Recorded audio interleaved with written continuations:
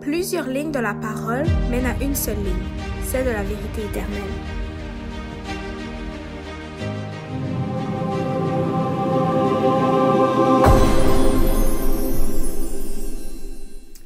Donc, bonjour à tous et bienvenue encore une fois à cette émission Allons à l'école du sabbat. Donc, aujourd'hui, nous allons parler au travers de cette leçon numéro 11 de l'épreuve et de la condamnation du Christ dans Marc 14, 53 à 72 et Marc 15, 1 à 14, auquel nous allons parler des 6 condamnations du Christ, donc les 6 fois où Christ est allé devant la cour, devant le Sanhédrin, devant les rois, Hérode, Pilate, etc., et auquel Jésus-Christ va recevoir sa condamnation de peine de mort par crucifixion, auquel nous aurons à parler la semaine prochaine.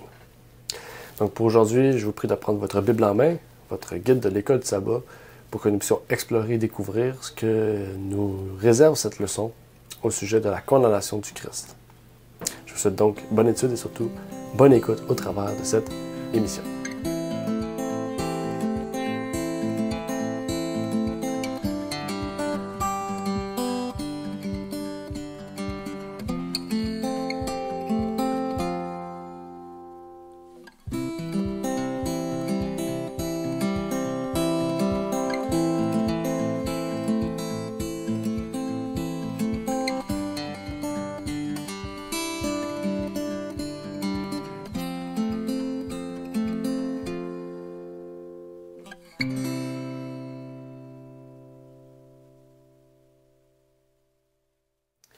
Donc, rebonjour encore une fois à chacun d'entre vous.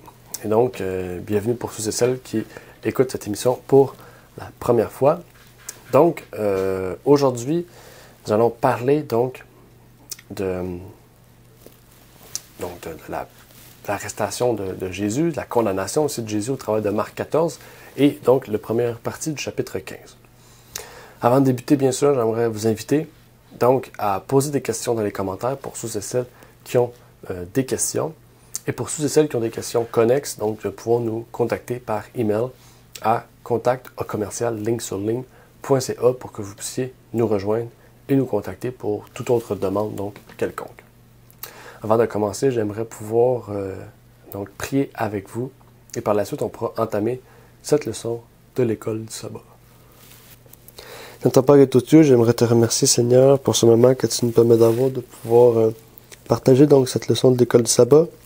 Puisses-tu nous bénir en cette journée, nous permettre de comprendre et de voir, Seigneur, ce que tu veux nous révéler au travers de cette condamnation du Sauveur, Seigneur Jésus-Christ.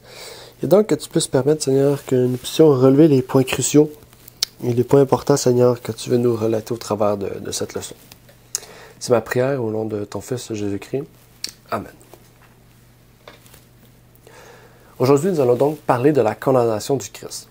Cette condamnation sera un point important dans notre étude du livre de Marc, car le trimestre était centré sur cet événement prophétique, et même, je pourrais dire, les 2 derniers trimestres auxquels nous avons pu parler et voir, et surtout étudier, donc l'évangile de Marc. Donc, bien sûr, je vous prie de pouvoir donc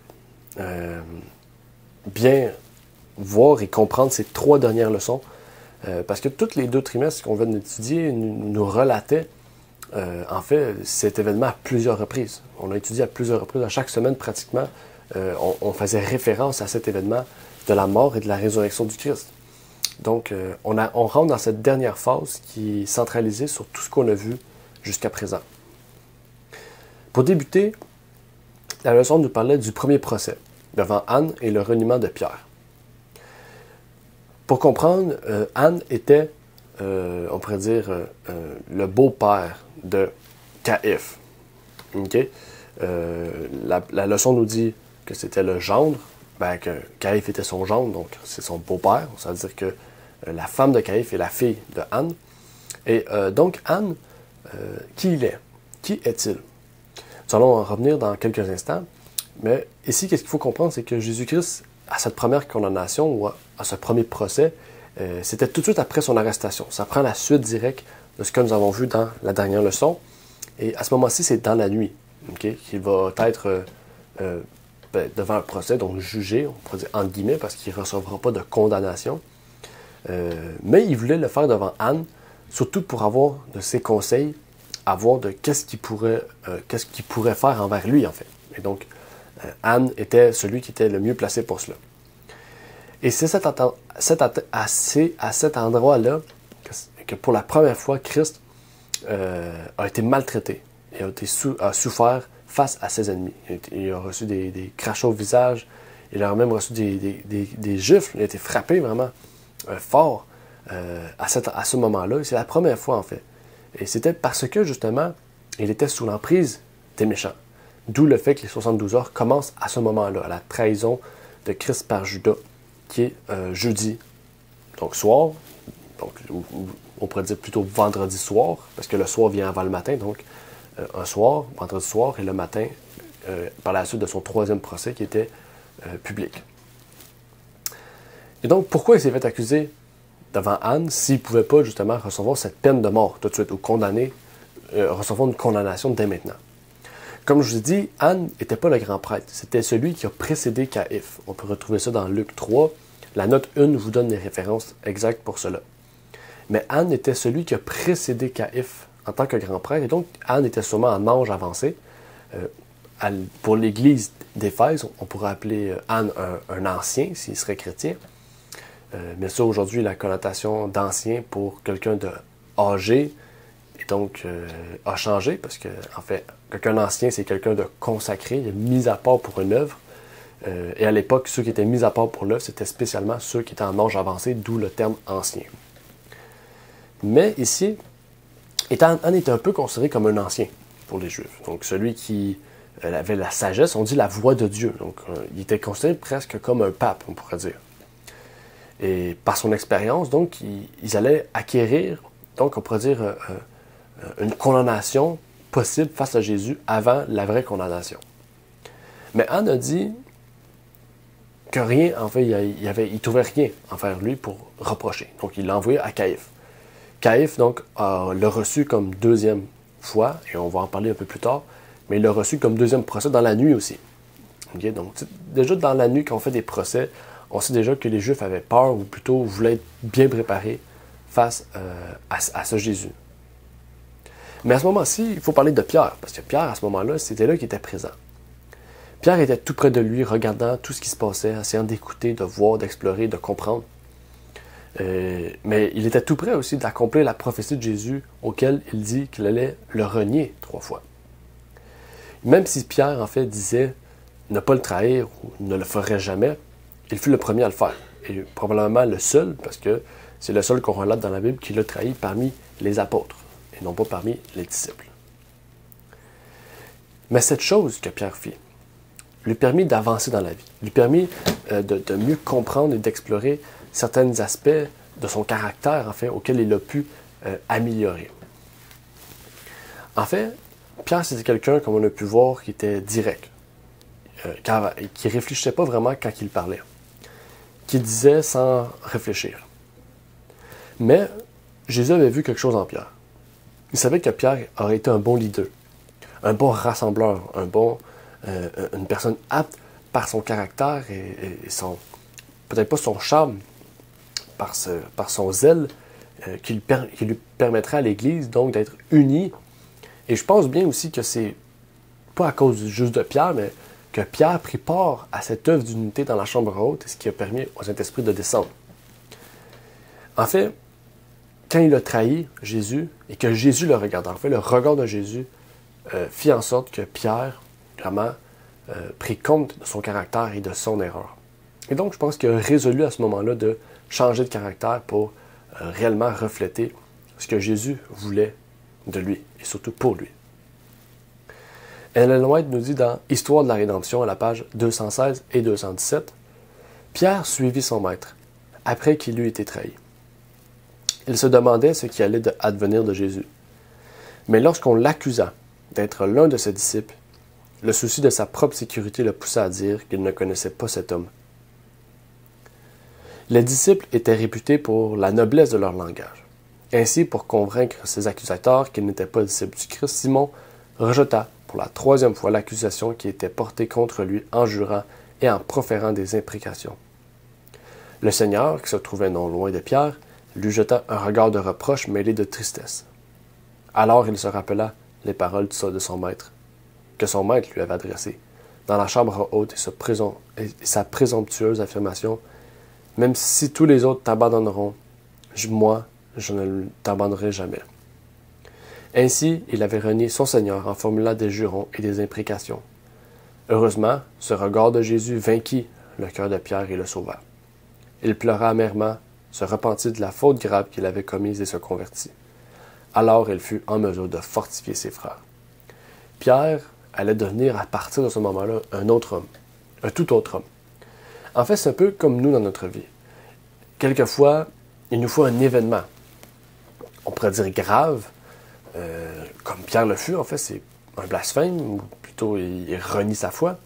Mais il faut vraiment un événement clé qui nous permette peut-être, et souvent, pour ceux qui sont entêtés comme Pierre, de retourner dans le droit chemin, de se convertir. C'est ça que c'est écrit.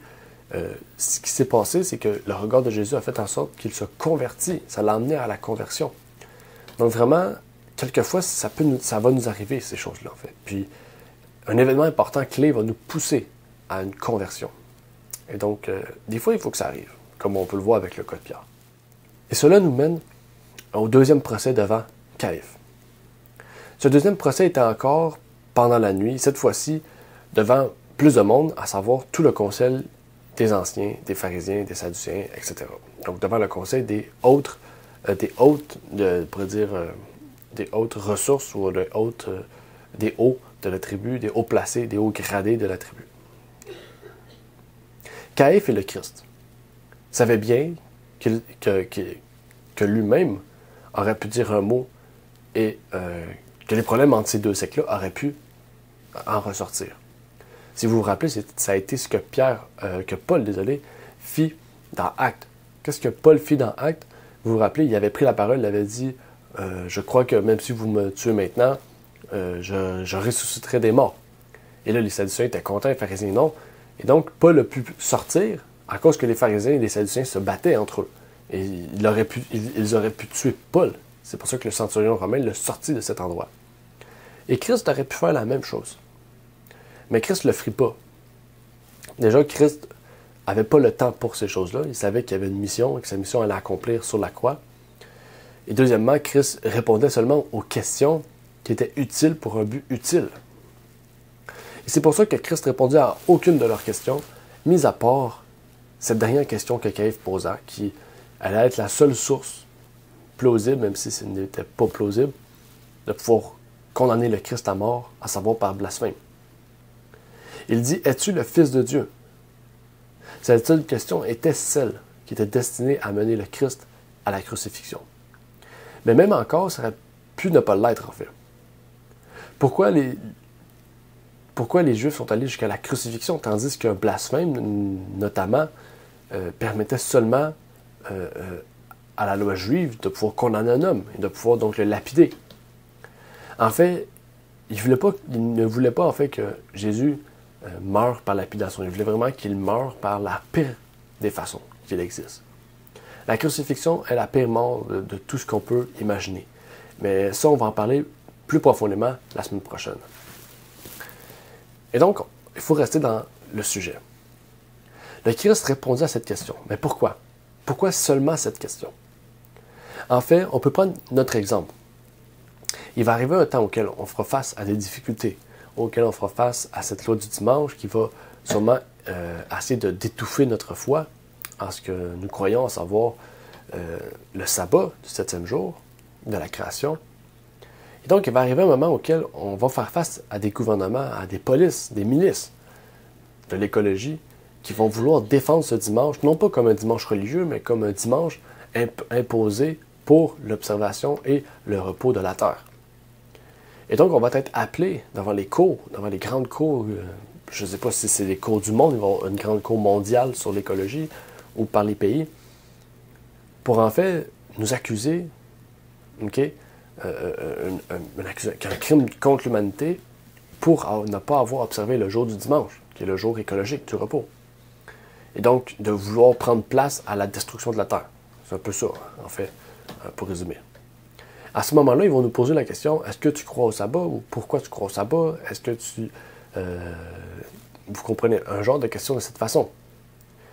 Et même si on ne répondrait pas à toutes les questions, mais s'il nous demande est-ce que tu pratiques le sabbat et qu'on dit non, je ne le pratique pas, je pratique le dimanche par exemple, ou on ne répond pas à la question, on ne répond à aucune question, même à une question, pour défendre notre foi, est-ce que réellement nous prendrons position pour la vérité? Non. Et c'est ça que Jésus en fait avait ici. Il savait Jésus que s'il répondait à cette question-là, il allait être condamné. Mais il ne pouvait pas répondre à cette question-là, parce que la question était une question qui allait prouver sa foi.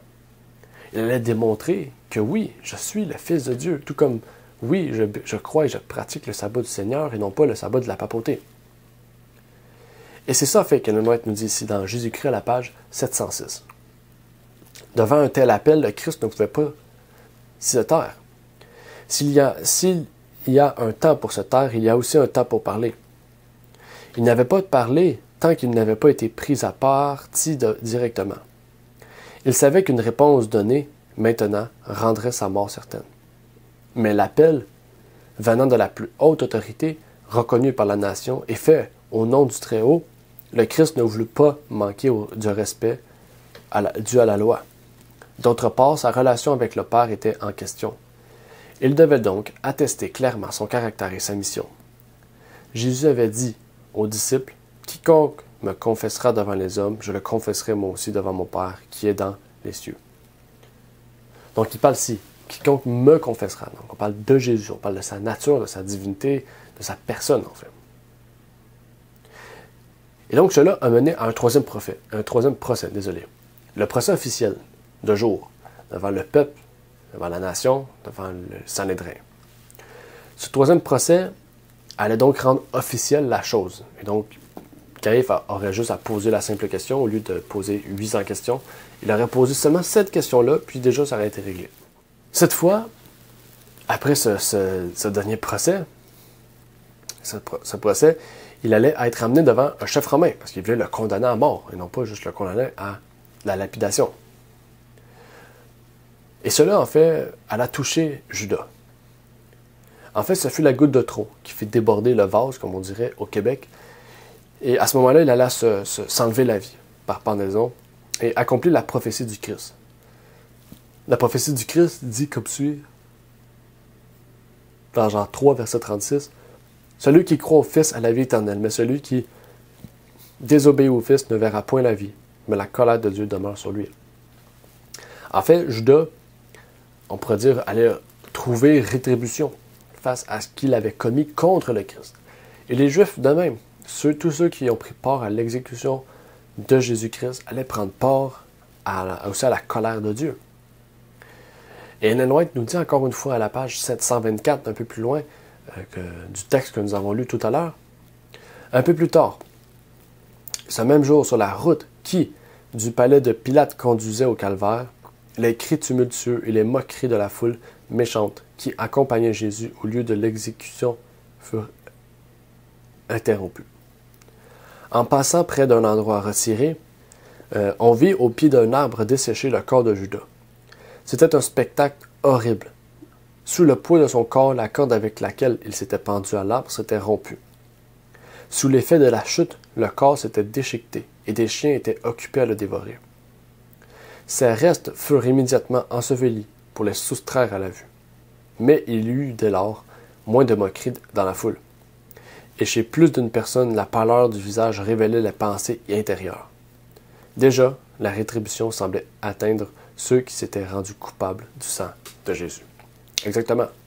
Et cela allait continuer en fait au 4e, au 5e, au 6e procès. Pour ceux et celles qui allaient le mettre à mort, donc Pilate, okay? Hérode, bien sûr que non, même s'il y a eu sa rétribution plus tard en amenant à mort Jacques, okay, pour la cause des Juifs. Donc, en allant tuer Jacques, il allait mettre à tort, en fait, la rétribution de Dieu, la colère de Dieu sur lui. Parce qu'en tuant les disciples de Jésus, c'est comme si on tuait Jésus directement. Mais le 4e, 5e procès marque un changement drastique. Parce que là, on passe des Juifs à un État romain. Premièrement, le 4e procès parle de Pilate, le premier procès de Pilate. Pilate ne voulait pas condamner Jésus, il voyait en Jésus un bonhomme. Et donc, il ne voulut pas le condamner. Donc, ils sont allés vers Hérode, puis retournés vers Pilate, auquel Ils ont trouvé une excuse pour l'obliger à le faire. On remarque tout d'abord que les Juifs accusent le Christ de dire de ne pas donner le tribut et de vouloir être le roi au-dessus de César. Ce qui est déjà faux, mais le fait qu'il se dise fils de Dieu et qu'il est sur terre, c'est comme dire qu'il veut être au-dessus de tout, parce qu'il est le fils de Dieu, donc il doit avoir une autorité suprême. Et Pilate avait remarqué cela chez le Christ. Et il ne désirait pas le mettre à mort. Pilate avait remarqué que cet homme était différent, Jésus-Christ. Il le reconnaissait peut-être pas comme fils de Dieu, mais il savait qu'il était différent, qu'il avait une mission spécifique. Il voyait que, en fait, ce que les Juifs l'accusaient n'était pas vrai. Et il ne désirait pas le mettre à mort. Donc, comme je viens de le dire, il l'a libéré, il l'a rendu au 5e procès par Hérode, qui est un procès qui est moins important, et qui est retourné par la suite au procès de Pilate, au 6e, et auquel il a dû céder à la pression. Ça nous rappelle aussi les cas actuels. L'image de la bête. Okay? L'image de la bête, c'est l'union entre l'Église et l'État. L'Église va faire pression sur qui? Sur l'État. Pourquoi? Pour imposer une loi. C'est la même chose ici. Les Juifs, qui est une religion, même si c'est un État, on pourrait dire un groupement d'individus, même des personnes en général du monde, comme aujourd'hui, en fait, ont imposé à Pilate de se soumettre à Jésus, sinon ils allaient voir une autre personne, plus haute que lui. Donc, il s'est soumis. Il n'y a pas eu de rien d'autre. Et dans cela, il y a eu deux raisons. La pression sociale, comme on vient de dire, mais aussi le cas de Barabbas, parce qu'il devait libérer une fois par année, c'était une tradition romaine, de libérer un prisonnier chaque année. Entre Jésus, Barabbas. Ils ont choisi un prisonnier, mais c'était plus qu'un prisonnier. Derrière cela, il y avait une grande signification. En fait, derrière cela, il faut savoir que Barabbas représente Satan.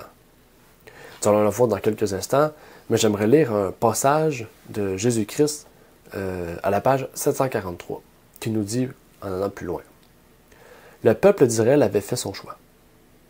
Désignant Jésus, ils avaient dit non, pas lui, mais Barabbas. Barabbas, le brigand et le meurtrier, représentait Satan. Le Christ représentait Dieu. Le Christ avait été rejeté. Barabbas avait été choisi. Ils allaient avoir Barabbas. En faisant un tel choix, ils acceptaient celui qui a été menteur et homicide dès le commencement. Satan était désormais leur chef. C'est lui qui allait dicter sa volonté et la nation. Ils accompliraient ses œuvres. Ils auraient à supporter son gouvernement. Ce peuple qui préférait Barabbas au Christ devait éprouver la cruauté de Barabbas aussi longtemps que le temps durerait. Et donc, Barabbas représentait Satan. Mais s'il représentait Satan, on dit souvent que le fils de la perdition en tant que tel, le père de la perdition, c'est Satan. Le fils de la perdition, c'est qui? La papauté. Ici, un cas similaire. Jésus, sauveur du monde, Barabbas, sauveur de l'homme. On pourrait dire la même chose. Barabbas ayant comme Dieu Satan, Jésus ayant comme Dieu son père. Mais le nom de Barabbas signifie le fils d'un père. Ça signifie ça, le fils d'un père. Dans ce cas-là, on voit que peut-être dans la vie de Barabbas, il y avait quelque chose qui allait démontrer qui peut-être allait le former comme un faux Christ, en fait. Est-ce que c'est ça? Ellen White nous dit dans Jésus-Christ à la page 736, « Un prisonnier du nom de Barabbas se trouvait alors sous le coup d'une condamnation à mort, entre les mains des autorités romaines. Cet homme s'était donné pour le Messie. Il se faisait fort d'établir un ordre de choses nouveau en faisant triompher la justice dans le monde. » On voit? En fait, Barabbas est un faux Christ. Okay? Une différence entre un antéchrist et un faux Christ. Okay? Un faux Christ, c'est quelqu'un qui se prétend être le Christ et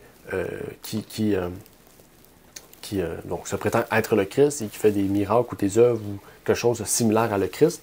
Et un antéchrist, c'est quelqu'un qui se prétend être chrétien, mais qui annonce un autre évangile, une hérésie, et qui donc annonce, pas qu'il se prétend être Dieu, mais qu'il se prétend être supérieur aux autres. Par exemple, des personnes comme Kenneth Copeland, Benny Hill, ils font des miracles, ils font des choses qui sembleraient montrer qu'ils sont avec le Seigneur, mais la façon tout est construit, c'est tout est centralisé sur eux. Mais ici, c'est différent. Ils se considéraient être le Messie. Des Kenneth Copeland, ces personnes-là ne se considèrent pas être comme le Messie. Okay? Mais ils sont des antéchrists. Mais lui, c'est un faux Christ. Donc, au lieu de choisir Jésus, ils ont choisi un faux Christ, le fils de Satan. Donc, c'est un autre évangile. Mais en prenant part à cela, Pilate prépare au meurtre du Messie. Il prépare au meurtre du Messie à cause de la pression sociale. Et ça, c'est un autre cas très important. La pression sociale, en fait, c'est aujourd'hui ce qui règne le monde souvent. Quand on va à l'école, quand on va au travail, peu importe, on voit souvent que quand on est différent, on se fait juger. Tandis que non, en fait. Souvent, oui, mais en fait, on peut être différent du monde. Et on doit être différent du monde. Dans notre état extérieur, mais intérieur aussi. Et donc, c'est l'appel du jour aujourd'hui. Dieu nous révèle que dans les derniers jours, il en sera de même. Les meurtriers seront libérés et les chrétiens seront mis en prison à cause de leur désobéissance à l'état civil, mais à cause aussi de leur obéissance à Dieu et à son évangile.